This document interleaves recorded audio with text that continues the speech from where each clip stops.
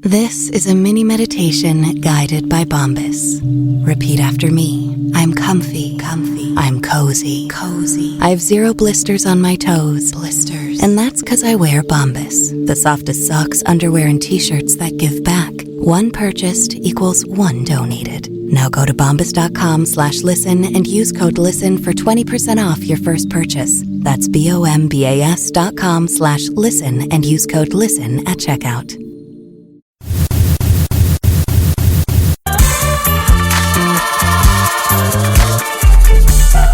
Welcome to the CJ Moneyway Show podcast, the podcast show where we unlock potential one dream at a time. Today, we have another guest whose journey is truly worth hearing. Sit back, relax, and enjoy the Moneyway experience. What's up, my good people? Welcome to the CJ Moneyway Show, the podcast that brings you stories behind the success. Today we have on the show none other than Dr. Edward Feinberg. Hey, how you doing today, Doc? I'm doing great. Yeah, thank you for coming. I'm doing good, Doc. Thank you for taking time out your busy schedule today and coming on the CJ Moneyway Show. Really appreciate it. Thank you. Doc, tell us a little bit about yourself and about your background. Well, I have a very unusual background. I grew up in dentistry, and I was trained by a master and pioneer of full mouth reconstruction and crown and bridge dentistry. And I learned everything from him. And the techniques and the philosophical approach that I learned from him is completely different from what's being taught today in all of the dental schools. I have 100,000 pictures of crown and bridge cases that go back to 1950. All the teeth prepared and handled the same way, and the cases followed for decades with x-rays. And this is an absolute rarity. And what I'm doing has the real track record in dentistry. And I'm watching all my colleagues doing things that don't conform to the basic principles that allowed my dad and I to have so much success. And they're having a lot of problems with things that were solved in the 1930s. And you like to think that you're advancing, but my area of the profession, I can't say that's so, because they can't really show the longevity and the health that I can show. I have dentistry that I did on patients in the mouth 30 and 40 years with very few changes in the x-rays. And that is the best feeling in the world for a dental practitioner. You know you did something great for that patient. You saved their teeth. And they know it too. And that's the best marketing you could have, because they have friends and relatives who are having a lot of problems with their teeth, and they are not. Yeah, and I know teeth are important. I just went and had a wisdom tooth pulled probably about 6-7 months ago. Oh my goodness, that's just the worst pain that you could feel. And my wife took a picture of it. I'm glad I don't do that. Man. And so, Doc, so you say that your father was the inspiration. So is that what inspired you to go into the profession of dentistry? Absolutely, yes, because he was a genius. He gave courses in his office for 40 years to dentists, and they would come and he would demonstrate in like 7 Wednesdays how to make a fixed bridge on a patient, and another 7 sessions on how to make a precision attachment case. And nobody knows how to do either one from what I could see today, which is very, very sad. And one of the things that I really don't like is the overuse and inappropriate use of implants. And teeth are being extracted that I could easily save. And I think that's wrong. And a lot of it is because the dentists don't know how to save them. That's the bottom line. They only have one technique in their armamentarium, and that's implants. A lot of people are very good at it, but it is not the answer to every problem. In fact, most of the time, it's not the answer. If you know how to do good fixed bridge work, you can do something good for the entire area, and that's the end of the patient's problem. So when you look at the articles on implants or go to one of the implant courses, you don't see implants being placed among teeth that are completely virginal, meaning no decay, no fillings, and no periodontal bone loss. you see them placing implants in these spaces, and the teeth around them have big fillings or crowns or are going to need crowns. And the single tooth implant, I call the signature of the piecemeal approach to dentistry, because it just fills a space and does nothing for the teeth around it. Whereas if you know how to do good bridge work, you can completely change the architecture. You can bring the forces up close to the supporting structure. Very often you can nip periodontal disease in the bud, and that's the end of the bone loss. And the way I make crowns and bridges, it's on the model of the mason jar cover, which is the best known thing ever devised for preserving food. So I almost never get decay under my crowns. And then you solve the patient's problem. That's it. They're done. There's a point at which dentistry may need to be replaced. But if I don't get at least 10 years out of it, I think it's a failure. And the best feeling in the world is when the patients come in year after year for their hygiene visits and you get to watch the work that you did last in health. That's why I'm a dentist, because there is no better feeling than that. So, Doc, I guess the next question I was going to ask you, I think you answered it in the first question and this one. And what I was going to ask you was this. So what makes your practice different from most because of all these things that you were just talking about that you implement into your dentistry? Yes, my philosophical approach is completely different.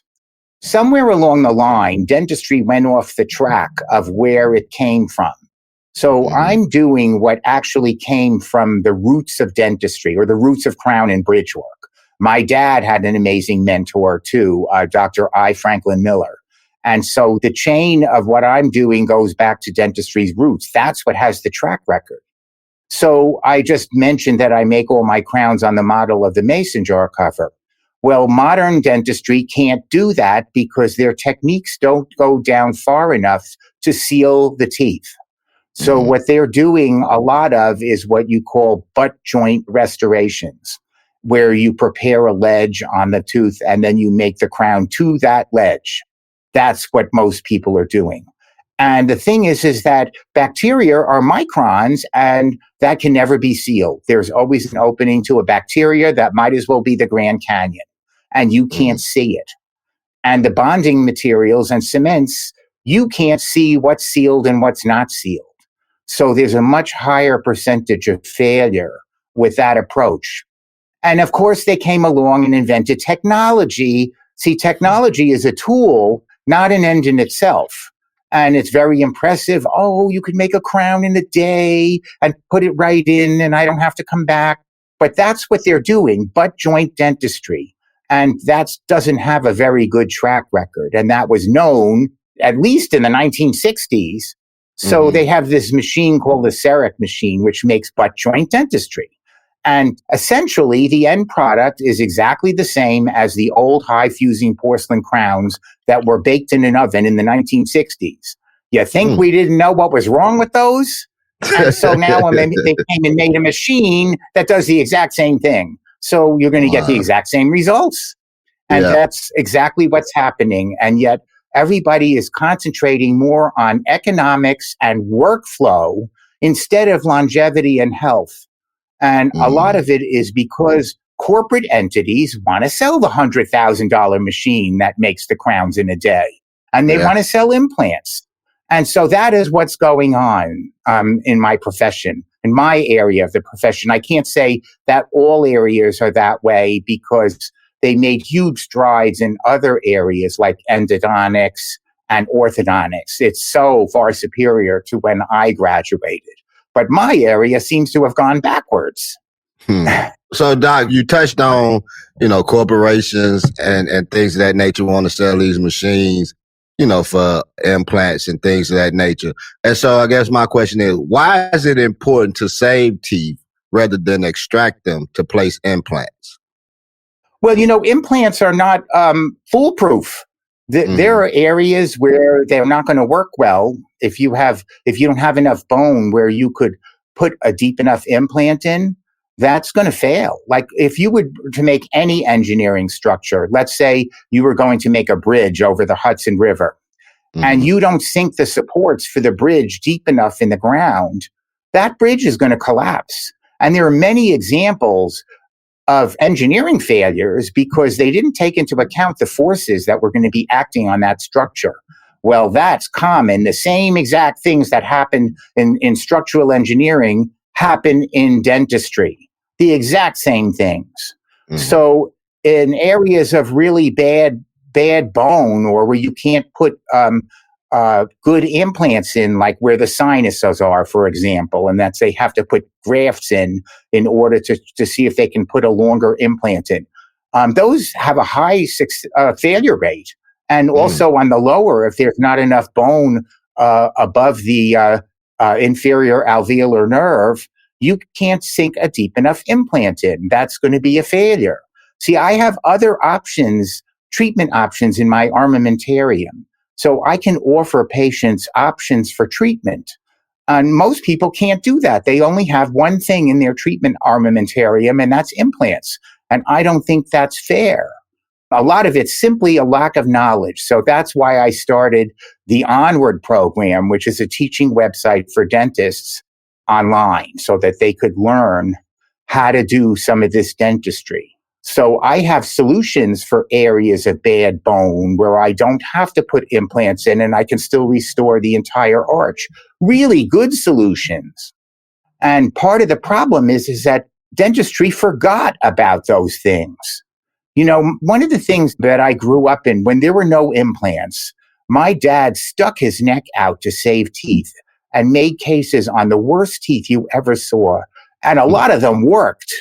Because when you change the forces on the bone that are acting on it, especially if you have destructive forces, very often the teeth tighten up and you can maintain them. That's true. And that's what I like to show, that this can be done. And you shouldn't be so quick to pull out the teeth because a lot of them can be saved. There are a lot of dentists also who don't know how to restore teeth that have no crowns above the gum. And all of dentistry is geared toward hanging crowns and bridges on whatever tooth structure is sticking above the gum. And I don't care if there's any tooth structure sticking up above the gum because I go below the gum and get a good grip on the root. And I restore many teeth that are flush with the gum without posts, without buildups, without any problem whatsoever. And I don't have crowns falling out. And I don't have decay under my crowns. And then that's usually the end of it. And God, that's what I would want for myself. I think that's a very good yardstick rather than pulling a tooth out and putting an implant in. Because I've seen a lot of them fail. And you don't know who that patient's going to be. And it's not too pleasant when you put one in and it doesn't work. It's not a nice thing. So I think that implants, except in certain circumstances, like if you have a perfect mouth and a tooth is missing, that's a perfect spot for an implant. But that's not really what the norm is. So I think it should be a last resort rather than a first resort. That's what I think. But that's not what's being done. And I've seen some really horrendous things where they pull out all the teeth and they put this case called an all-on-4 case, and they put 4 implants in and very often restore the whole arch with these big superstructures that are clearly overloading the implants, and it can't possibly work. And then sometimes they don't even make it possible for the patient to clean around these things. That's not where implants came from. The person who invented implants was from Sweden. His name was Dr. Brannemark, who I got to meet. He was a genius. He did 20 years of studies before he ever brought them to this country. And he outlined a lot of things, reasons for success. And I looked at some of those cases recently in his book. And he made all those teeth narrow and small. And I see the exact opposite happening. And then not thinking about how these things are going to support big superstructure, because they're not going to. You can't, they're feats of engineering. You can't overstress any engineering structure or it will fail. So if you can't do fixed bridge work, you have to do something else. And a lot of them shy away from doing other forms of treatment because nobody likes removables. But I know how to make a really good removable that is the best case in dentistry, called the precision attachment case. And almost nobody knows anything about it, invented in 1906. That's really sad when you think about it. Mm-hmm. And they work great with implants. So I have the ability to place 3 implants in the front where the good bone is and make a precision attachment removable for the back that's worn 24 hours a day, only removed for hygiene and very little maintenance, and lasts longer than any other kind of case on the worst teeth you ever saw. So it's a no-brainer with implants, and nobody knows anything about it. This is very sad. I wrote a textbook on that. And I can't make my colleagues understand that would change their practice life to learn how to do that. And they could do something great that they could hang their hat on.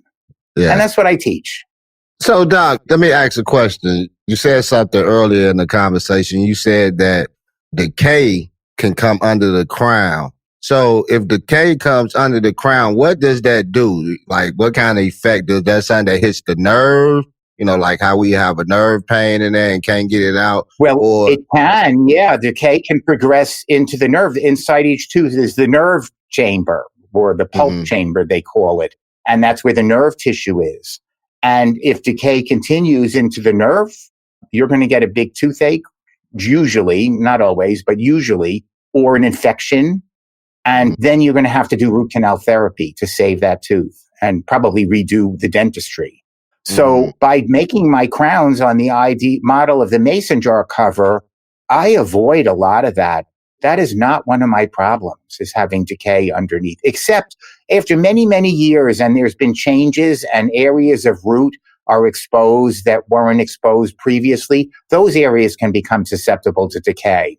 But then dentistry needs to be replaced at a certain time, and everyone's different. So I have some cases that I did in the mouth 40 years, and because the changes were minimal and gradual, I didn't have to replace the dentistry, and they got away with it.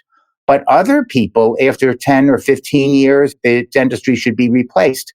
And it can be a very tough call as to when you should step in there and do it, because it's happening gradually and not all at once. And so that can be a very tough call. But invariably, you need to remake the dentistry to compensate for the changes, and that should be done. So there's no real rule as to when you should do it, because everyone's different. So, Doc, you kind of touched on it a little bit. I would like for you to elaborate on this part right here, because we was talking about the decay, and then you said that they will have to go through treatment. And so why is it important to have a variety of treatment options for dental care? Because there's no one size fits all. There's no such thing. And one of the hardest things is when I get a new patient, for example, I take a full series of x-rays, I take study models. I want to study it and see what's good, what's bad, what can I do for this patient, what are the choices, well, what do I think would be the best choice for that patient? A lot of times I'll go to a specialist, especially an orthodontist, and I'll bring my models and x-rays and I'll say, what can you do for this patient? And that might be part of my treatment plan. So it's not cut and dried. And one of the worst things that you could do is to make snap decisions off the top of your head.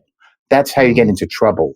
So a lot of people want to do that. They want cookbook. They want, make a snap decision. And in a complex case, that isn't going to work. You have to think about it. You have to think about what caused the problem in the first place. What's really going on? And how do I correct it? What is the best way to correct it?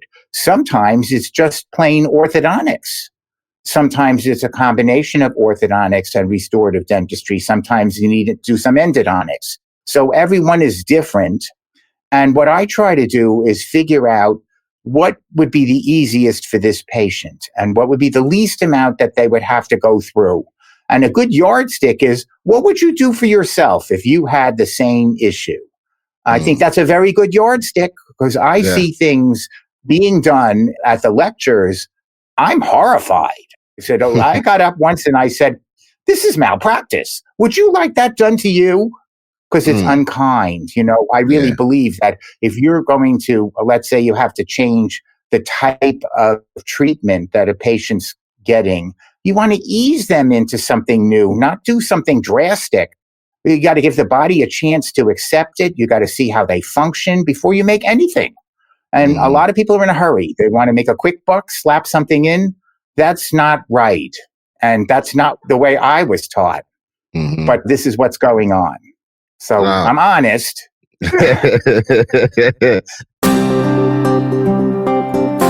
Don't miss out on CJ Moneyway's book, Both Eyes Open and Both Eyes Shut. And get ready to pre-order his upcoming release, The Issues of Life, coming soon. Moneyway, aiming to inspire. Hey, you want transparency, especially when people dealing with your health. When you're dealing with your health, as far as teeth or, medical doctors, you want people to be transparent and let me know what I'm looking at or what I'm getting into before you actually do it. Then I find out the results later. So, we need transparency in these type of yes, most patients have no idea what they're getting, and they might be overly impressed with technology and not know what that is, because not all technology is good technology. Yes, it's cool, but that doesn't make it better, and it's not. Most of it is not better. And the only thing that counts is the outcome. I guess for your audience, the best advice I could give is dentists are all different. We have different skill levels. We're not all the same. And what I see is that people readily will seek a second opinion from a physician, but not so much from a dentist. They'll just do whatever their dentist tells them. And if one dentist can't save your teeth, that doesn't mean another dentist can't. And you should get other opinions and make sure that you're doing the right thing for yourself, especially when there is a lot of treatment and you're going to need a lot of restorative care. You should really be sure or give yourself the best chance for having a success with it. So you want to go to somebody good. Now, Don, let me ask you a question on that one right there, what you just said. Because most of the time, when we have a dentist, we go for, like you said earlier, the hygiene cleaning, to have our teeth clean, or if we need a filling and things of that nature, we got a ordinary doctor, a regular doctor that we go to.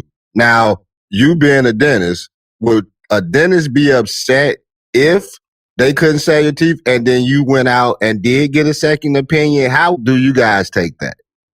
Well, I never minded it. I stood behind what I thought. And I'm not for everybody. I didn't feel like I needed to be everybody's dentist, so I had no problem with that.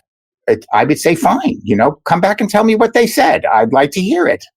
Sometimes they come back, sometimes they don't, It depends on what they're looking for, what they want. If they want make something quick and stick it in, I'm not their guy. And there's somebody out there who'll do that. But I try to do the right thing, and I'll do whatever I have to do. I never look the other way, and I do the very, very best I can, because bacteria microns, you are not going to get away with it. And I know a lot of people will pass off an impression that's not so good and say, oh, that's the best I can do. Well, that's not good enough. There's no rule that says it has to be done that day, and think about why it didn't come out. And, like, for example, when I teach, I tell the dentists, this is kind of like doing crossword puzzles. So I like to do the Times crossword puzzle every day. And sometimes I pick up the puzzle and I look at it and I don't know anything. I can't do this puzzle. And I put it down and I come back an hour later and now I'm looking at it with a fresh pair of eyes. And all of a sudden I see something that I didn't see before. Bingo, 1, 2, 3, I fill in the entire thing. Well, taking impressions is very much like that. Maybe you're tired. The office manager comes into the room and aggravates you with somebody who's out in the waiting room, and you can't think clearly because, we're human. We're all human beings. Close them up. Don't keep doing the same thing and putting the person over and over and over again. And I say, Mrs. Jones, I have to make a special band for this impression. And then the next time I think, oh my God, this is going to be really tough. And I set aside all this time. But again, I'm looking at this now with a fresh pair of eyes, and I see exactly what the problem is almost immediately, and I'm done in 5 minutes. I can't tell you how many times that's happened to me. And that's a very good lesson in understanding how the human mind works, because we're all human. Yeah. And so never put pressure on yourself that you have to do X, Y, and Z in this visit because it says so on the day sheet. So when a patient asks me, doctor, how many visits is this going to take? I tell them, I don't know. It depends on how it goes. And I only care about giving you the best I know how, Mrs. Jones. I'm not going to look the other way no matter what. So if it takes me a few extra visits, I just want the best for you. What are they going to say to that? Hey, thank you. And so, Doc, with that being said, on how you treat your patients and, the care that you give out to your patients, the thoughtfulness that you give, that takes me to my next question. So you've won some prestigious awards. So what is it like to be recognized for the great service that you provide? Oh, wow. I don't really like talking about myself that way. Mm-hmm. I'm happy to help. I'm also very involved in the Dental Association. I care very much about my profession. I was involved in New York State, in the New York State Dental Association and the Ninth District Dental Association. And now I'm involved in the Arizona Dental Association, the Dental Editors Association, and the Dental AI Association. And I think part of what's important is not just to be a great dentist, but also to make the profession great.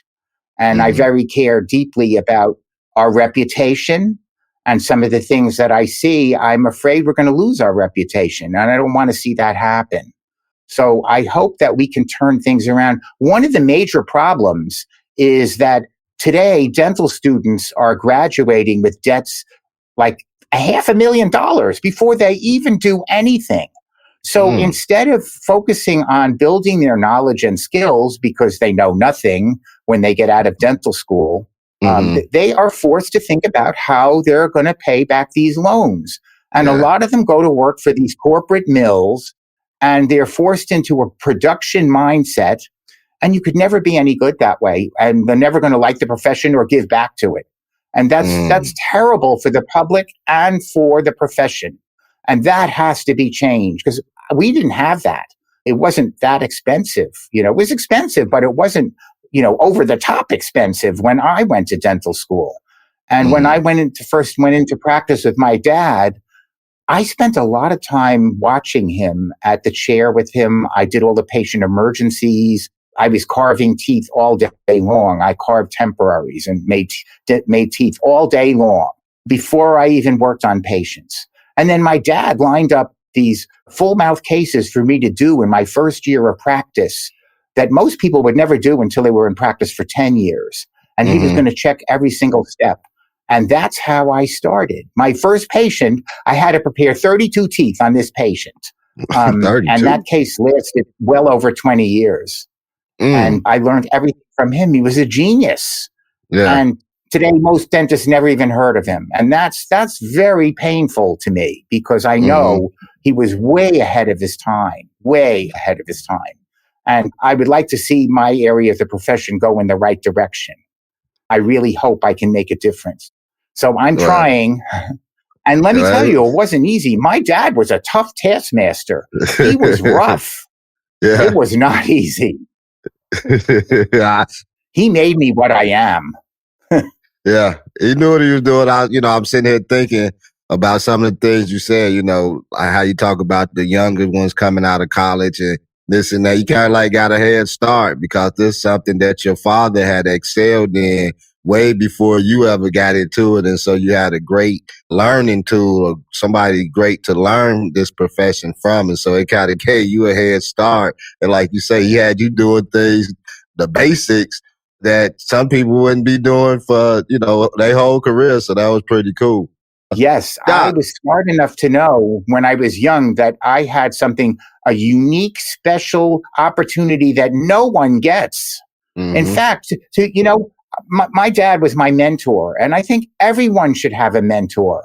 I want to be somebody's mentor, and I could not find a single young person in New York or Arizona who even wants a mentor. That's really upsetting.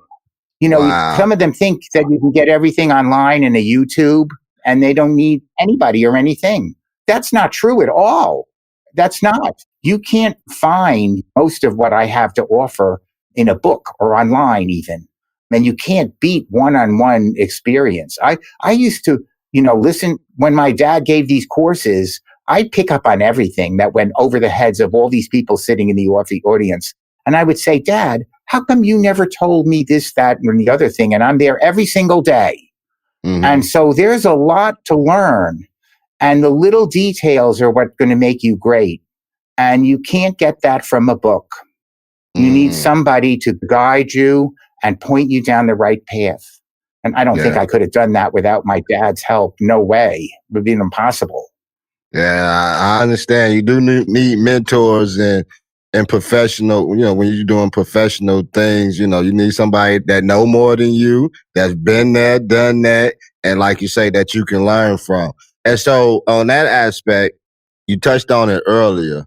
So could you elaborate on this a little bit more? So talk to us a little bit more about your Onward program. Okay, well, as I mentioned, I was very upset about the fact that so few dentists understand the basic principles of crown and bridge that came from dentistry's roots. So I made like 35 courses for the website of the onwardprogram.com. It's a teaching website for dentists. But anybody who wants to learn about crown and bridge can go there. I mean, there's no restriction or no requirements. There's a lot of information in the documents library. And I write these blogs, a couple of months. Some months I do more than other months. And they're on different subjects related to dentistry. Some are about leadership. Some are about some of the marketing things that I've done. Some are about certain issues in dentistry, and some are scathing indictments of things that I don't like that should be changed. And I recently compiled all of these into a book that I published on Amazon called Open Wide, appropriately. And I think it has public appeal because it gives you an inside look at what's going on in my area of the profession. I think most people have no idea. And I think it should be wide open, that people should know so that they can do what's the best for themselves. And that's what I see. And I'm trying to do what I can to turn this ship around. Yeah. I'm not afraid of technology. There is some technology that's good technology. Scanning and milling are very accurate. I think milling is going to replace castings, and certainly techniques of laser welding is superior to torch soldering. So there's been a lot of advancements that I approve of. But my yardstick are basic principles that allowed my dad and I to have success. And new technology that violates those principles, I don't even want to look at it, because what we're really responsible for is the outcome, not the means by which we arrived at that outcome. And I think people have to realize that. What is it that you're putting in a patient? What is that really? Just because it comes out of a computer doesn't make it better. In fact, most of the time, it's not better at all. Do I think that one day that might be something? I do. If they could invent a technique for registering the impression of the entire root surface below the gum by some kind of X-ray technique, I'd be all ears, because that conforms to what I believe in.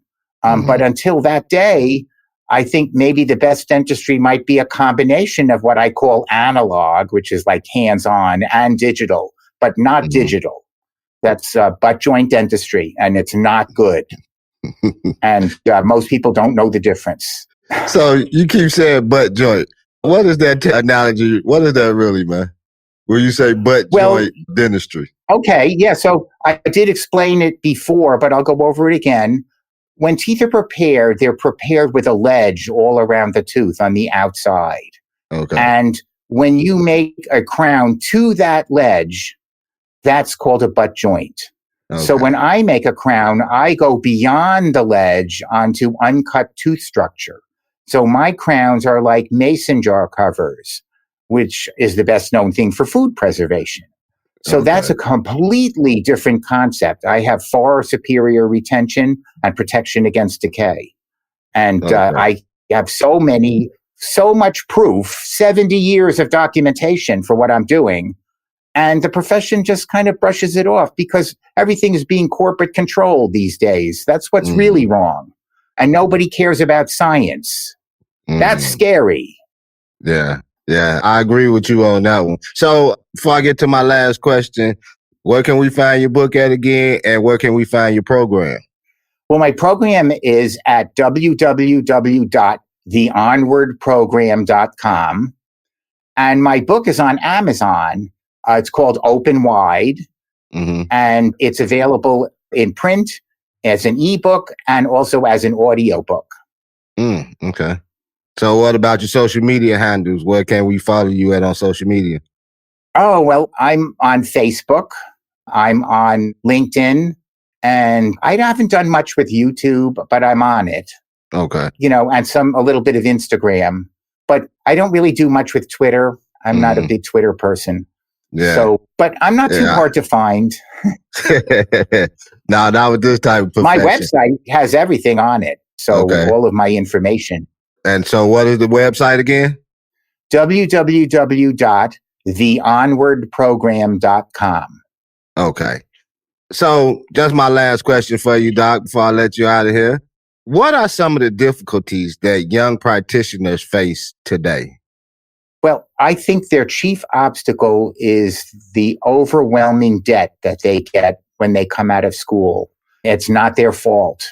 And it's so crushing, this debt, that they are forced to think about how to pay it back. They're supposed to be focusing on building their knowledge and skills, which are rudimentary. In all fairness, dental school can only give you a rudimentary foundation in the few years that you're there. They have to give you a lot of background stuff first, and then they teach you a technique. So in Crown and Bridge, I don't like their techniques, but I accept the fact that they have to teach them something and in order for them to graduate and be able to do something. But they neglected to tell them that that's not the only way to do things, nor the best way. I'm not doing anything that I learned in dental school. It was so long ago, and everything changes. So you have to, your education really starts the day you graduate. A lot of people don't realize that. And as I mentioned, they're focused on economics and workflow and not on doing things for longevity and health. And that's how you build a really great practice. When you have people, they know the difference. Most patients can't really evaluate what they're getting, if it's any good, until 5 years afterwards. A lot of what we're judged on are very superficial things like, oh, he has a nice office, or he's a nice personality, or he gives a good injection. That has nothing to do with the work whatsoever. And there's no way that they can evaluate what they're getting most of the time. And they won't know for a few years whether or not that guy was any good. Yeah. And so that's part of the problem. I would love to help some young people. I'm more than willing to. And I'll tell you, just to show you what the attitudes are. I gave a lecture to a residency program in Brooklyn a couple of years ago, and I was there for an hour. And I called up the director, who I knew really well, and I said, an hour isn't really enough for me to teach them anything, but I'd be willing to come on a Saturday at my own expense and spend the whole day with them and teach them how to do Crown and Bridge work. And you know what he said to me? He said, oh, they would never come on their time, only on our time. And when I graduated and was on my residency program, I know that my fellow residents and I, whatever they told us to do, we were there. We knew we didn't know anything, and we wanted to learn as much as we could, because we were there for a short time. That was why we were there, and we wanted to make the most of our residency programs. I was shocked. I just couldn't believe it. And these are the attitudes now, and that's a sad thing. Yeah. But I think maybe the newest generation is going to be better. I'm very involved now in the Arizona Dental Association, and the people I'm involved with are fantastic. And I think things may be changing for the better after we get through this tough period. So I'm going to continue being the gadfly of dentistry. Hey, so we appreciate you, Doc, for doing what you do, man, and being a great service to the communities, man. And so with that being said, if there's anything else, any last thoughts that you would like to share before we get out of here? Well, I want to thank you for allowing me to spread my message, because that's really most important to me. I really want to make sure that the legacy that my dad and I created doesn't go by the wayside. And I've seen that happen to other fabulous practitioners, and their entire life, that they created something amazing, and it is as if they never existed. I don't want that to happen to us. So, I appreciate you coming on, giving us your wisdom and insight on dentistry. Hey, so you all, New York, Arizona, stand up. Dr. Edward Feinberg. Hey, he want to be a mentor to some of you guys, man. Quit turning him down. He want to give you some of his knowledge so that you can be the best that you can be. Hey, you have been listening to the CJ Moneyway Show with your boy CJ Moneyway and my guy, Dr. Edward Feinberg. Hey, we out of here. Peace.